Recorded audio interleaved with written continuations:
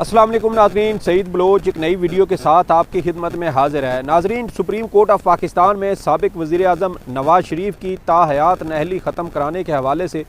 पूरी कोशिश की जा रही है, लेकिन इस ताहयात नहली के रास्ते में बहुत बड़ी रुकावट अब भी मौजूद है। अगरचा आज सुप्रीम कोर्ट में इस केस की समाअत हुई, अटारनी जनरल समेत मुख्तलिफ वकला जो फ्रीकैन की जानिब से अदालत में पेश हुए, उनकी जानिब से जो ताहयात नहली थी उसकी मुखालफत भी की गई,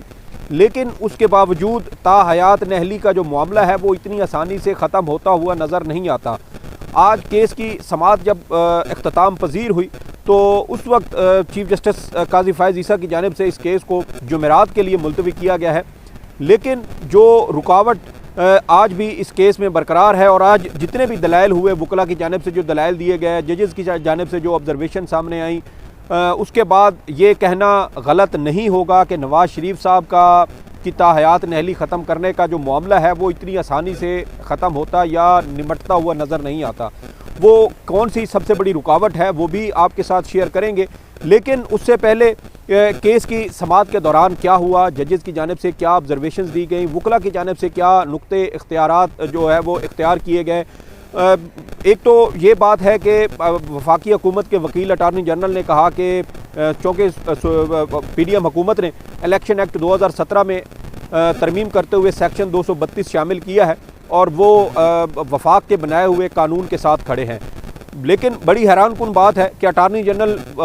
पार्लियामेंट के बनाए हुए कानून के साथ तो खड़े हैं, लेकिन पार्लियामेंट के बनाए हुए आइन के साथ खड़े होते हुए जो है वो शायद उनको कोई तकलीफ़ हो रही है या कोई मसला है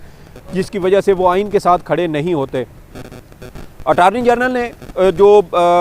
इलेक्शन एक्ट में तरमीम है उसकी हिमायत की। इसके अलावा जहांगीर तरीन के वकील मखदूम अली ख़ान ने भी इलेक्शन एक्ट में जो तरमीम की गई और ताहयात नहली की मुद्दत का तयन किया गया उसकी हिमायत की। तो ये वो चीज़ें थी। इसके अलावा कुछ और भी फ्रीकैन के वकला थे जिन्होंने ताहयात नहली की मुखालफत की। बादशाह कैसरानी के जो मुखालिफ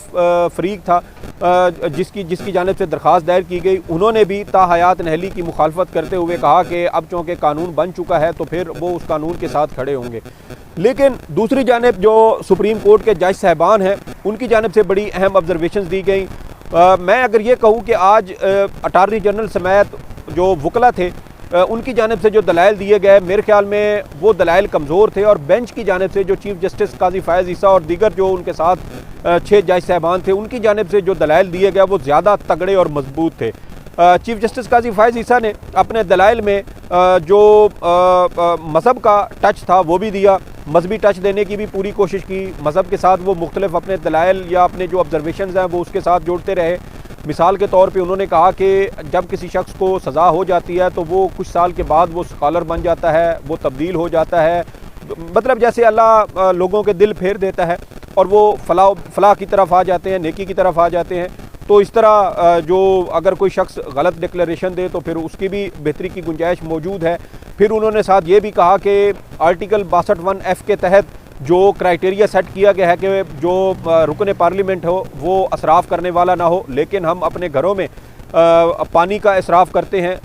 खर्च करते हैं। इसके अलावा जो दीगर जो कहते हैं उसको कि रोज़मर्रा ज़िंदगी के जो हमारे मामलात हैं उसमें हम इसराफ़ करते हैं, तो हम उस क्राइटेरिया के ऊपर तो पूरे उतरते ही नहीं हैं, क्योंकि नबी पाक सल्लल्लाहु अलैहि वसल्लम के बाद शायद कोई भी इंसान सादिक और अमीन का जो क्राइटेरिया सेट किया गया है आईन पाकिस्तान में उसके ऊपर पूरा नहीं उतरता। उन्होंने अपना हवाला दिया, उन्होंने कहा कि अगर मैं कागजात नामजदगी जमा करवाऊँ और मेरे ऊपर कोई एतराज़ लगाए कि ये अच्छे किरदार का नहीं है तो मैं इस बात को तस्लीम कर लूँगा कि मैं अच्छे किरदार का नहीं हूँ। इसी तरह जो जस्टिस मंसूर अली शाह थे, सुप्रीम कोर्ट के पंचायती दमाग जिनको कहा जाता है, उनकी जानिब से बड़ी अहम ऑब्जर्वेशंस दी गई। उन्होंने कहा कि सिविल कोर्ट से मामूली सज़ा के बाद कोई ताहयात नहल कैसे रह सकता है। ताहयात नहली के हवाले से उन्होंने कहा कि बड़े जो संगीन जराइम हैं, इवन के जो नज़रिया पाकिस्तान से इनहिराफ करने वाला या बगावत करने वाला भी जो है वो 5 साल के लिए नहल होता है, तो फिर एक छोटा सा जो मामूली गलती करने वाला या मिस डिक्लेरेशन देने वाला या गलत बयान हल्फी जमा करवाने वाला वो कैसे ताहयात जो है वो नहल हो सकता है। इसी तरह उन्होंने मज़ीद कहा कि क्या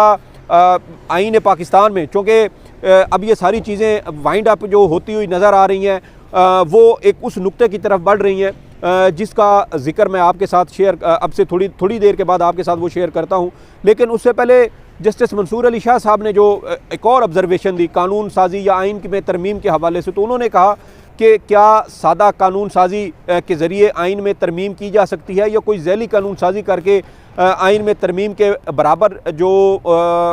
इख्तियार है वो इस्तेमाल किया जा सकता है। तो मेरे ख्याल में वो शायद इस तरह का कोई रास्ता निकालने की जस्टिस मंसूर अली शाह कोई ऐसा रास्ता ढूंढ रहे थे कि जिससे आइन में तरमीम का जो एक दुश्वार अमल है उससे ना गुजरना पड़े और सादा कानून साजी से ही ये काम चला लिया जाए। तो बिल्कुल जस्टिस मंसूर अली शाह साहब ये चीज़ें हो सकती हैं। मिसाल के तौर पे अभी अक्टूबर के महीने में सुप्रीम कोर्ट ऑफ पाकिस्तान ने प्रैक्टिस एंड प्रोसीजर कानून केस की समाअत की, फ़ैसला दिया और उस कानून में ये चीज़ शामिल थी कि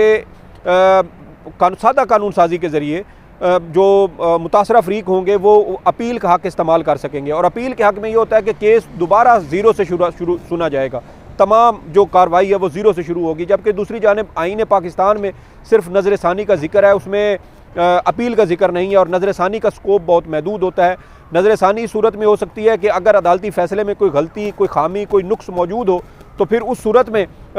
वो गलती की निशानदेही कर दी जाए तो अदालत अपने फ़ैसले पर नज़र सानी कर सकती है और उसमें रद्द-बदल भी किया जा सकता है। लेकिन अब वो सादा कानून साजी से अपील का हक़ दिया गया तो वो चीफ जस्टिस मंसूर अली शाह साहब आप यहाँ पर भी फिर इसी तरह का कोई जो जुगाड़ है वो यहाँ पर करवा लें कि सादा कानून साजी के ज़रिए आईन पाकिस्तान में तरमीम के बराबर कोई रास्ता खोल दें, क्योंकि रास्ता तो आप लोग पहले ही खोल चुके हैं। अब तो सिर्फ ये है कि वो मज़ीद एक दो बार वहाँ से गुजरना है और उसके बाद वो जैसे घास के ऊपर से भी चला जाए ना कुछ अर्सा तो उसके ऊपर भी पाँव के निशान बन जाते हैं, तो फिर यहाँ पर भी वो निशान बन जाएंगे, रास्ता बन जाएगा और उसके बाद ये रास्ता हमेशा के लिए आप लोगों ने खोला है तो यहाँ पर भी ये चीज़ इस्तेमाल कर लें। लेकिन अब ये सारी चीज़ें करने के बावजूद यानी इसमें मजहबी टच भी दे दिया, इसमें जो इखलाकी चीज़ें बनती थी वो भी शामिल हो गई, इसमें आइनी रुकावटें जो थीं वो भी ज़ेर बहस आ गई, इसमें जो कानून साजी के हवाले से वकला की जानिब से भी अपनी जो हिमायत थी वो भी सामने आ गई। लेकिन उसके बावजूद एक चीज़ अभी भी यहाँ पर जो सुकम है वो मौजूद है। केस की जब समाअत ख़त्म होने लगी तो उसमें जो अटार्नी जनरल थे उन्होंने अदालत के सामने ये एक नुक्ता पेश किया। उन्होंने कहा कि सुप्रीम कोर्ट ने अपने फ़ैसले में लिखा है कि जब तक सुप्रीम कोर्ट का ये फ़ैसला फील्ड में मौजूद है, यानी जब तक ये फ़ैसला अपना असर रखता है तो उस वक्त तक जो ताहयात नहली है वो बरकरार रहेगी। यानी नवाज़ शरीफ साहब कागज़ात नामज़दगी जमा करवाएं या जो मर्ज़ी करें वो इलेक्शन लड़ने के अहल नहीं होंगे। बसूरत दीगर के सुप्रीम कोर्ट या तो अपना फ़ैसला जो है वो तब्दील करे या फिर कोई आइनी तरमीम की जाए, और आइनी तरमीम इस वक्त हो नहीं सकती क्योंकि पार्लियामेंट वजूद नहीं रखती, पार्लियामेंट मौजूद नहीं है, तो इस वजह से आइनी तरमीम का रास्ता भी बंद हो चुका। सादा कानून साजी के ज़रिए भी इस वक्त कोई कानून साजी नहीं हो सकती क्योंकि पार्लियामेंट वजूद नहीं रखती और कानून साजी करने के लिए पार्लियामेंट का होना ज़रूरी है। दूसरी जानिब अब जो आखिरी ऑप्शन यहाँ पर बचता है वो ये है कि सुप्रीम कोर्ट ऑफ पाकिस्तान अपने फ़ैसले पर नज़रसानी करे। यानी सुप्रीम कोर्ट ने जो 2018 में फ़ैसला दिया था ताहयात नहली से मुतल्लिक, उस फ़ैसले के ऊपर नज़रसानी की जाए और सुप्रीम कोर्ट ये कहे कि ये जो आर्टिकल 62(1)(f) की तशरीह की गई थी ये दर हकीकत दुरुस्त नहीं थी और इसकी दुरुस्त तशरीह ये बनती है कि हम तमाम इंसान जो नबी पाक सल्लल्लाहु अलैहि वसल्लम के बाद रुए ज़मीन पर मौजूद हैं, हम तमाम लोग इस आर्टिकल 62(1)(f) की जो तारीफ़ है, ये तशरीह है, इसके ऊपर पूरे नहीं उतरते। इसलिए सुप्रीम कोर्ट ने जो 2018 में फ़ैसला दिया था उस फ़ैसले के अंदर तरमीम ज़रूरी है और सुप्रीम कोर्ट आर्टिकल 62(1)(f) की एक नई तशरीह करे और उस तशरीह के तहत नहली की मुद्दत का कोई तयन किया जाए और फिर उस सूरत में नवाज़ शरीफ साहब जो उनकी ताहयात नहली की जो तलवार उनके सर पर लटक रही है वो ख़त्म हो सकती है। वरना नवाज़ शरीफ साहब ताहयात नहल ही रहेंगे और अगली हुकूमत अगर पाकिस्तान तहरीक इंसाफ की आती है तो फिर तो किसी सूरत ये आइनी शिक जो है ये तब्दील नहीं होगी। और अगर फ़र्ज़ कर लेते हैं कि इस तमाम तर धांधली के बाद नवाज़ शरीफ साहब हुकूमत बनाने में कामयाब भी हो जाते हैं, तब भी उन्हें आइन में तरमीम के लिए 2/3 अक्सरियत दरकार होगी। दूसरी सूरत में ये हो सकता है कि वो सादा कानून साजी से एक बार फिर आइन के साथ खिलवाड़ करें, जैसे उनकी हुकूमत ने जो है वो प्रैक्टिस एंड प्रोसीजर कानून में किया और सुप्रीम कोर्ट ने उसकी तौसीक कर दी। तो फिर यहाँ पर ये जजेस तो बैठे ही हुए हैं, ये तो पहले ही आज इनके दलाइल जितने भी हुए वो आप देखें ना कि वो ऐसे लगता है जैसे अटारनी जनरल से ज़्यादा जजेज़ को इस बात की जल्दी थी कि किसी तरह नवाज़ शरीफ साहब की जो ताहयात नहली है वो ख़त्म हो और नवाज़ शरीफ साहब इलेक्शन लड़ने के अहल हो।